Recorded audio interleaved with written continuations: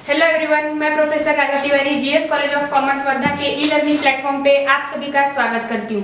दोस्तों, पिछले वीडियो में हम हमारे प्रबंधन के प्रक्रिया के तहत आने वाले घटकों का अध्ययन कर चुके हैं। आज का हमारा ये वीडियो है कि हम यहाँ समूह गतिशीलता, इस नए मतलब ग्रुप डायनामिक्स से जो हमारा नया घटक है, नया चैप्टर है, इसकी यहाँ पे शुरुआत करने वाले हैं। बस इस ये वाले वीडियो में हम हमारा थोड़ा इंट्रोडक्शन लेंगे, प्रस्तावना करेंगे इस घटक की और उस घटक के अंतर्गत क्या क्या हमें पढ़ना है इसकी जानकारी लेंगे। तो सबसे पहला समूह गतिशीलता, मतलब समूह और उसकी गतिशीलता के बारे में यहाँ हमें अध्ययन करना है। तो सबसे पहले हमारा मुख्य उद्देश्य ये होना चाहिए कि समूह क्या होता है। तो इसके लिए हम ये कह सकते हैं कि प्रबंधन की जितनी भी प्रक्रियाएं हमने आज तक का प्रबंधन प्रक्रिया इस विषय के तहत पढ़ी, उन सभी प्रक्रियाओं में समूह का निर्माण करना ये महत्वपूर्ण प्रक्रिया मानी जाती है। क्योंकि समूह का निर्माण क्यों किया जाता है? तो कार्य को गतिशीलता प्रदान करने के लिए समूह का निर्माण किया जाता है।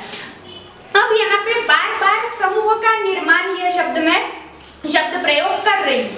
तो ये समूह क्या है, सबसे पहले ये जानते हैं, जिसको हम ग्रुप भी कहते हैं। सबसे पहले होता है कि जहाँ पर समूह का तात्पर्य दो या दो से अधिक व्यक्ति जहाँ एकजुट होते हैं और किसी समान उद्देश्य के लिए, समान कार्य के लिए, एक में के साथ हित संबंध अच्छे रखने के लिए एकजुट होते हैं और काम करते हैं। तो वहाँ जो व्यक्तियों का हमने संगठन निर्माण किया, व्यक्तियों का एक जो वहाँ हमने काफिला निर्माण किया है, वो जो संगठन है वो कहलाता है समूह। या व्यक्तियों का जो वहाँ पे एक ग्रुप हमने फॉर्म किया है, उसी को हम ग्रुप या समूह कहते हैं। उसके बाद हम और देखना चाहे कि समूह का तात्पर्य क्या होता है। तो समूह ये है कि जहाँ, जैसे हम कहते हैं ना कि दोस्ती में ऐसे ही दो लोग दोस्त बन सकते हैं जिनके विचार एक जैसे हो, जो एक दूसरे को समझते हो, जो एक दूसरे की बात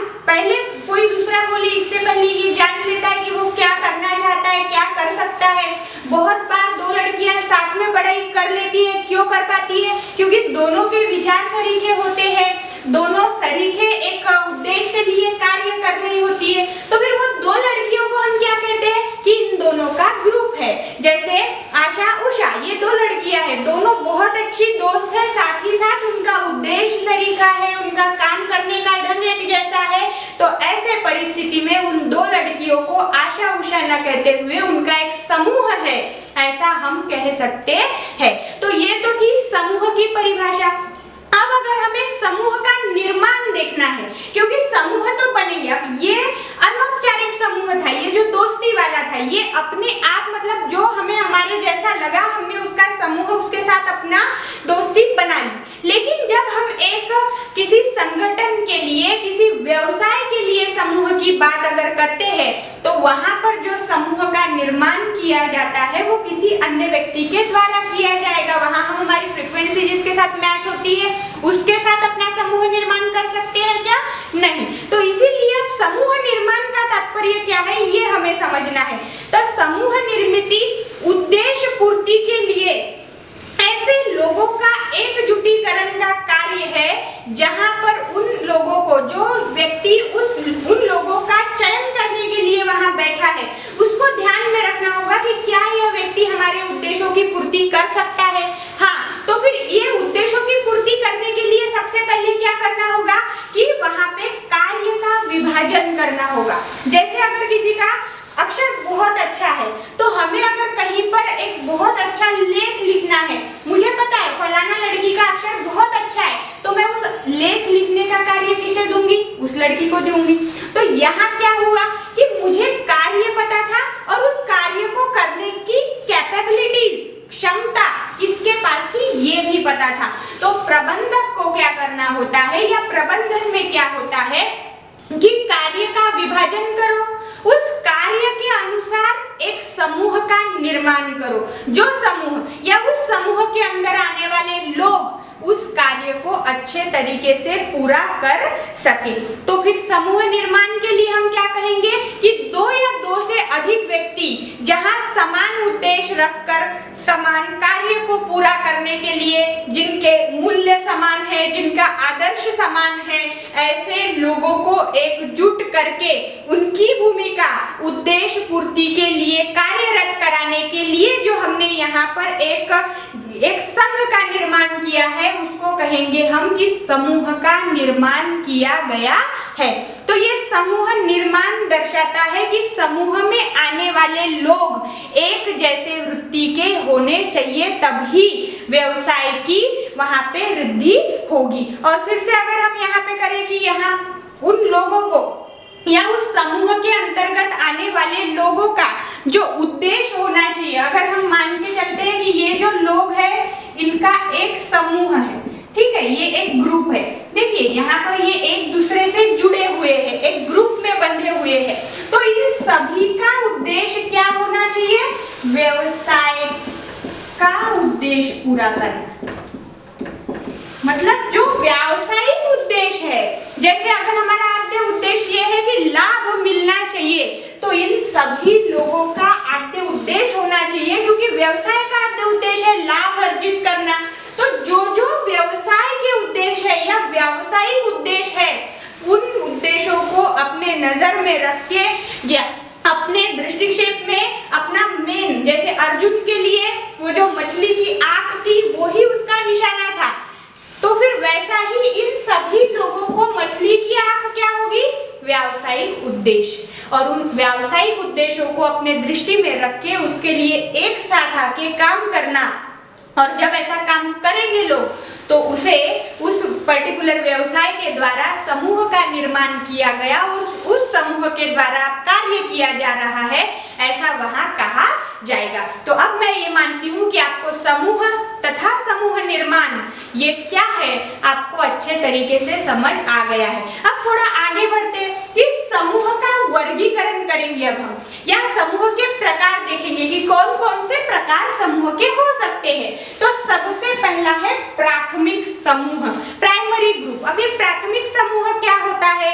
तो जिस गट में या जिस ग्रुप में या जिस समूह में विभिन्न प्रकार के व्यक्ति एक साथ आते हैं, लेकिन उस एक साथ आने के लिए सीमित संख्या होती है, कम पैमाने पे वहां पे व्यक्ति एक साथ आते हैं, और उन कम पैमाने के व्यक्ति में प्यार, अपनापन, एक दूसरे को समझने की भावना बहुत ज्यादा वृद्धिगत होती है, बहुत एक दूसरे के लिए मिल के काम किया करते हैं। अगर किसी की कोई समस्या है तो सभी उस समस्या को छुड़ाने के लिए या उससे छुटकारा पाने के लिए एक साथ आकर काम करते हैं। इस समूह में जो संवाद का या संदेश वहन का जो जरिया होता है वो बिल्कुल सीधा होता है, स्ट्रेट होता है, घुमा फिरा के कोई बात नहीं होगी, सब एक दूसरे के लिए सोच के काम करेंगे, प्रत्यक्ष बोलेंगे, कोई भी यहाँ पे आड़ा तिरछा घुमा फिरा के किसी से बातचीत नहीं करेगा, सीधी बातचीत होगी। और यहाँ पर जो बातचीत वो सीधी होने के कारण इनके कार्य भी सरलता से पूरे होते रहेंगे, क्योंकि इनके मध्य कोई छिपावट नहीं है, कोई बनावट नहीं है। और ये जो प्राथमिक समूह होते हैं, इनका सबसे अच्छा उदाहरण जो है वो है हमारे परिवार, जो हमारी फैमिलीज होती है। वहां पर सीमित संख्या में लोग होते हैं, पहली बात, हाँ जी, होते हैं। फिर सीमित संख्या में लोग होने के बाद सबके मध्य में प्यार, अपनापन होता है।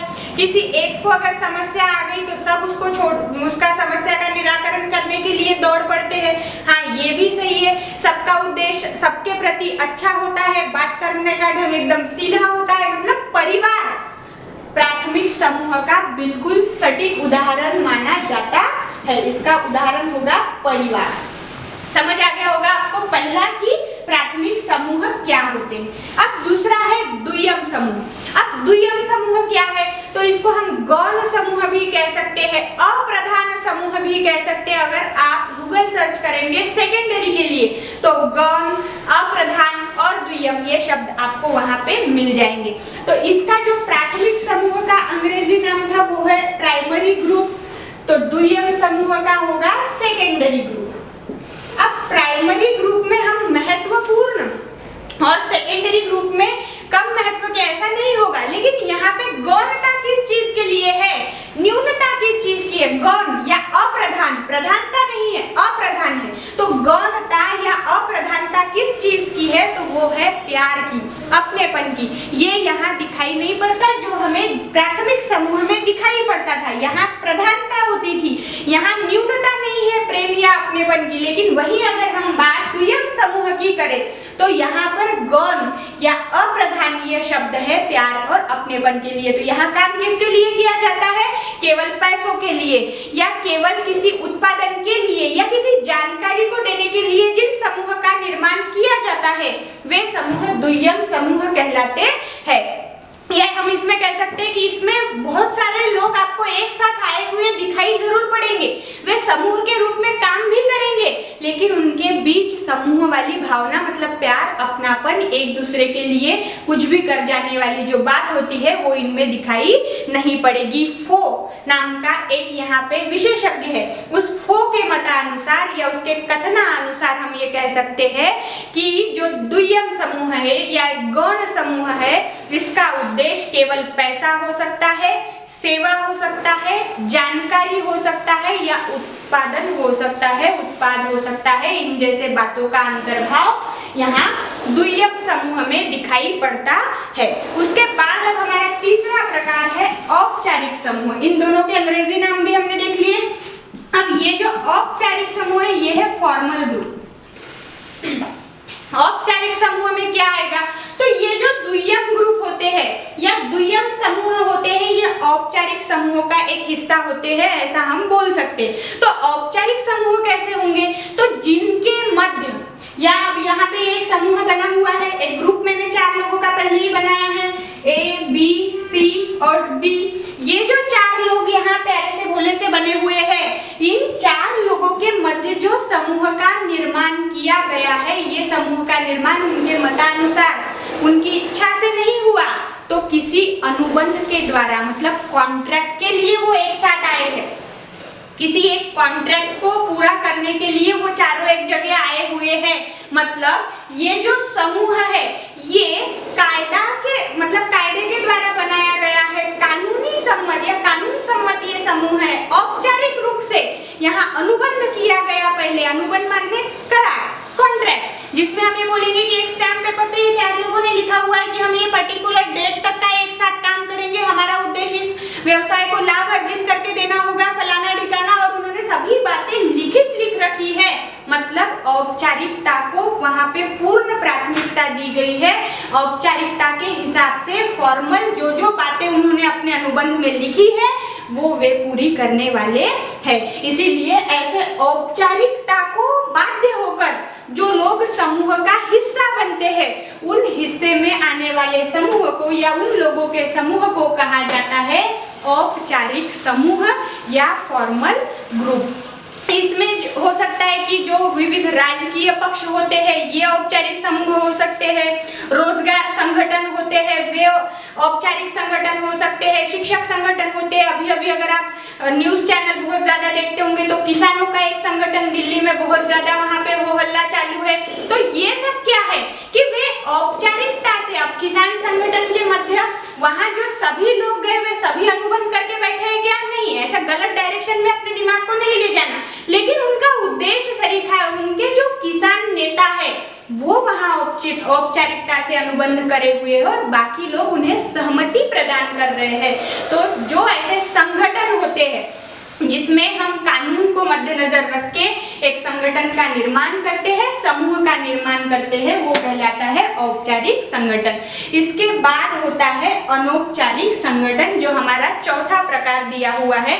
और औपचारिक संगठन के बारे में अगर मैं बोलूं तो ये बहुत ज्यादा समय तक मतलब चिरकाल तक टिकते हैं, इनमें स्थैर्य बहुत ज्यादा देखा जाता है। जैसे अगर रोजगार संगठन है तो रोजगार संगठन में बढ़ोतरी हर दिन होने वाली है और ये कार्य भी निरंतर चलता रहने वाला है। तो इसीलिए इन प्रकार के समूहों में जो स्थैर्य होता है वो हमें ज्यादा दिखाई पड़ता है। उसके बाद अंतिम है हमारा अनौपचारिक समूह या जिसको हम इनफॉर्मल ग्रुप बोलेंगे। अब इसमें क्या आएगा? तो अनौपचारिक समूह ये छोटे प्रकार का या छोटे स्वरूप का होता है जिसमें संदेश वहन का जो मार्ग होता है या संप्रेषण का जो मार्ग होता है वो एकदम खुला होता है। मतलब इसमें हम ये बोल सकते हैं कि जहां 2 लोग बिना किसी हिचकिचाहट के, बिना किसी अनुबंध के एक साथ आ गए, वहाँ एक साथ आके वो किसी एक उद्देश्य के लिए भी काम कर सकते हैं और कभी कभी वो बिना उद्देश्य के लिए भी काम कर सकते हैं। ऐसा भी अनौपचारिक संगठन होता है। अब जैसे अगर हम सामाजिक उद्देश्य ले ले तो समाज में एकात्मता होनी चाहिए, एकता होनी चाहिए। इसीलिए बाल गंगाधर तिलक ने हमारे महाराष्ट्र में गणेश उत्सव का शुरुआत की। तो जब उन्होंने गणेश उत्सव की शुरुआत की उसका उद्देश्य ये था कि तब अंग्रेज 10 लोगों को एक साथ आने नहीं दिया करते थे, उनका वहाँ पे धारा लगी थी। तो फिर उस समय एक साथ कैसे बुलाया जाए, तो हमारी धार्मिकता का एक बहाना उस समय बनाया, जो आज हमारे यहाँ पर बहुत बड़ा धार्मिक उत्सव और भावनाओं का एक उत्सव माना जाता है, जिसमें गणपति बाप्पा हमारे यहाँ 10 दिन के लिए आते हैं। तो ऐसे इसमें फिर वो जब उस काम में, या आज भी बहुत सारे ऐसे गणेश मंडल है, दुर्गा मंडल है, जहाँ पर सामाजिक एकता को मद्देनजर रखते हुए या सामाजिक एकता में वृद्धि होने के लिए इन प्रकार के कार्यक्रमों का आयोजन किया जाता है। तो ये जो आयोजन है ये औपचारिक नहीं होता, ये अनौपचारिक आयोजन होता है, अनौपचारिक समूह के तहत ये आता है। और अगर इसके अलावा हम ये बोले कि अनौपचारिक समूह में क्या आएगा, तो अनौपचारिक समूह में हम ये बोल सकते हैं कि जहाँ यहाँ पे ऐसे मतलब अनुबंध द्वारा निर्माण किए गए संबंध नहीं होते, छोटे पैमाने का, छोटे स्वरूप का ये समूह होता है। और इसके जो उदाहरण है जैसे कि दुर्गा मंडल, गणेश मंडल और अन्य धार्मिक या राजकीय जो लोगों को या किसी उद्देश्य से निर्माण किए गए हैं, पर उनका जो उद्देश्य है वो समाज हित पे ज्यादा मद्देनजर रखता है, ये समाज हित पे ज्यादा फोकस करने वाला है। तो ऐसे उद्देश्य या उद्देश्य को पूरा करने के लिए जो समूह का निर्माण होता है वो अनौपचारिक समूह होता है।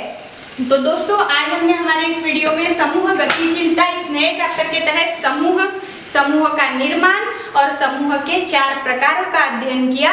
आगे हम इसके आगे का जो भी पोर्शन होगा उसके साथ मैं अगले वीडियो में आपके लिए जरूर उपस्थित रहूंगी। तब तक के लिए धन्यवाद।